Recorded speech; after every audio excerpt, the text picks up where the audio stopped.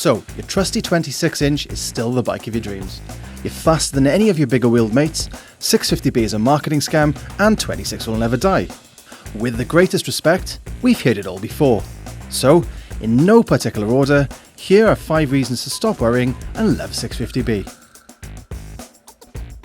Like it or not, if you're going to buy a new mountain bike from a major brand in the foreseeable future, then that bike will probably not have 26-inch wheels.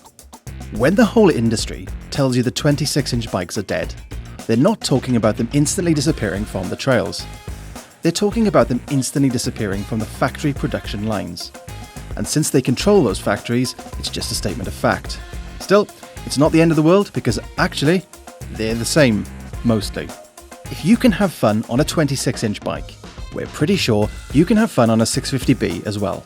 Despite the alternative, misleading 27.5 label, 650B is actually closer to 26-inch than it is to a 29er.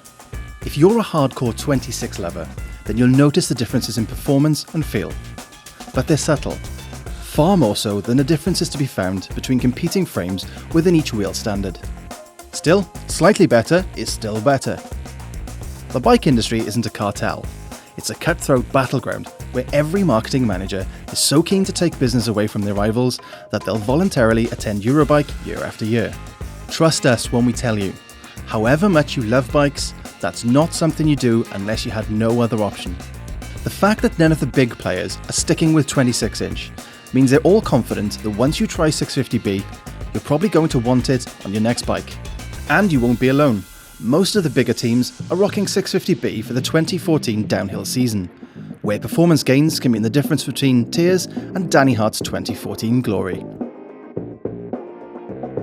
For the last few years, suspension, tyre, wheel and frame designers have had to deal with 3 different wheel sizes, each with an uncertain destiny.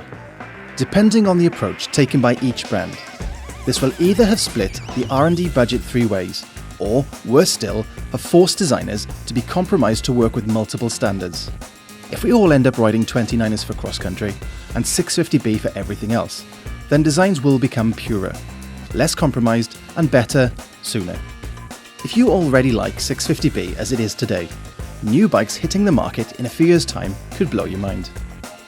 And finally, brothers, sisters, early adopters and 26 for lifers, argue not about the relative merits and questionable marketing of slightly bigger wheels, and unite with the purpose of bringing down gangly-looking, joy-crushing clown bikes that make everything feel like tarmac, for they are your true enemy and must be destroyed at all costs.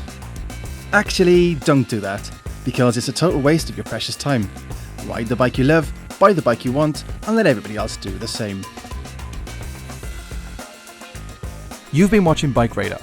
We're adding new videos all the time, so don't forget to click subscribe and let us know what you'd like to see more of in the comments below.